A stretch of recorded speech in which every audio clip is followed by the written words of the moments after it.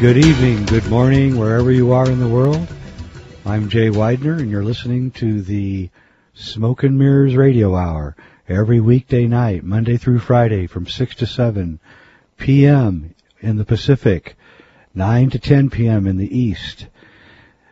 Let's get right to business. Tonight, it's my pleasure to introduce you to one of my very favorite people, one of the smartest guys in the world. His name is Robert Lawlor.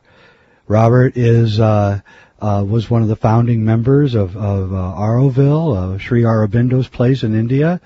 He wrote the book Sacred Geometry. He worked with Lucy Lamy, who is the stepdaughter of Schwaller de Lubitsch, the great Egyptologist, and learned a lot of the things that Schwaller was trying to convey, and then translated Schwaller's gigantic book, the Temple of Man series. And, of course, he also wrote the great book about the Australian Aborigines, Voices of the First Day. Robert, are you there? Yes, Jay. Can you hear me all right? I can, from all the way in Oz. We have... Okay, so the line is functioning all right. Some days the international phone lines here get a little bit weak, but... It varies with the weather conditions and so on. So as long as you can hear me okay and there's not too much of an echo, I think we can have a conversation that gets across the radio wave. Well, I can hear you fine, Robert. Robert is in southern Australia near Tasmania, and he's been a recluse for 20 years, but he's coming out with a new book in 2010 and a new video series from Sacred Mysteries called The Sacred Geometry of Time. And we're going to talk about that subject in a later date when we get closer to publication of his material. So I want to kind of just get people introduced to Robert and his amazing scope of ideas.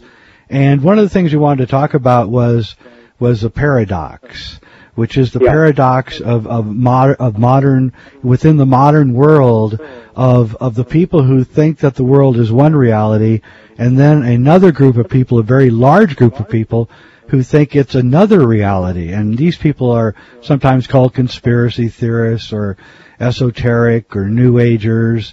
So tell me about the paradox. Well, I actually came across this idea in researching the cycles of time, particularly the cycles that I'm writing my next book on, which are the Yugas cycles.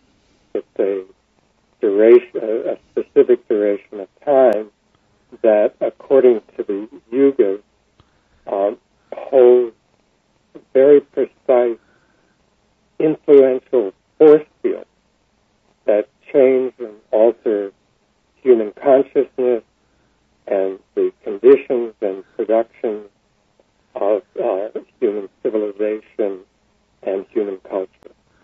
And so I got kind of suspicious about the idea, well, are these force fields inherent in the nature of the time duration themselves, or are they due to some other force field that time might hold or actually be in itself?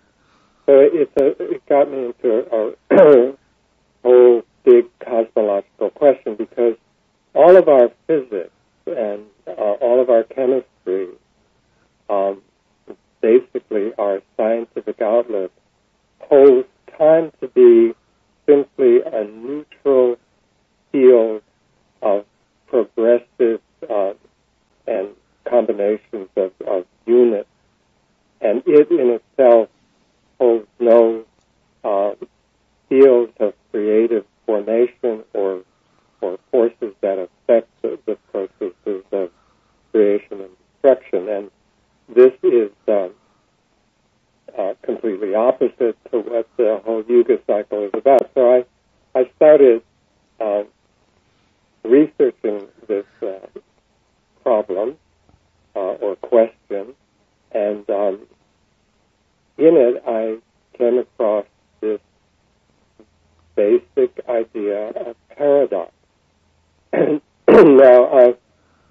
give you a little background. I've got some notes here, and I'll try to make it clear and not too complex an idea. But according to the pre-Vedic and pre-Puranic philosophies that were transmitted from Egypt and India, the oldest teaching, there is this enormous paradox at the beginning of creation. In various forms, this paradox is depicted by the idea, the conceptualization, that at the beginning there is this absolute, ineffable, total unity. And this unity, struck by some call it the desire to reproduce itself in an infinite self-reproduction, or an infinite reproduction of itself. And so it achieves this goal by cutting or wounding itself, so that in these philosophies, the beginning of this universe, this sprawling universe of the diversity that is before us, around us, and in us, is begun by a scarification or severance or self-wounding. So that's the beginning of at the very basis of both Egypt and Indian philosophy, which are ideas that I've been gathering much of the information on my previous researches, especially in the field of geometry.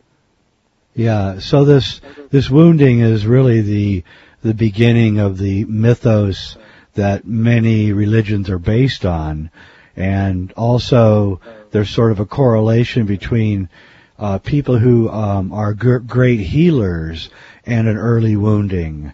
So there's this sort of paradox even in the shamanic side of this exploration. Right, that's right. And it's why for so long so many cultures were involved in rites of sacrifice, including human sacrifice. Right. And so we fell into time when with this original wounding.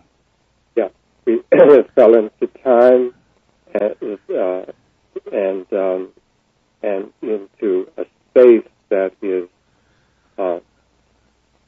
cloven or segmented.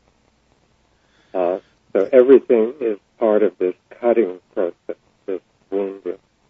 And this, we don't have, there is no other space or time or syntax in which our bodies and minds have as a habitat, whether we are living or dead, than this space that is created through this original severance or sacrifice of the unified basic character of the beginning.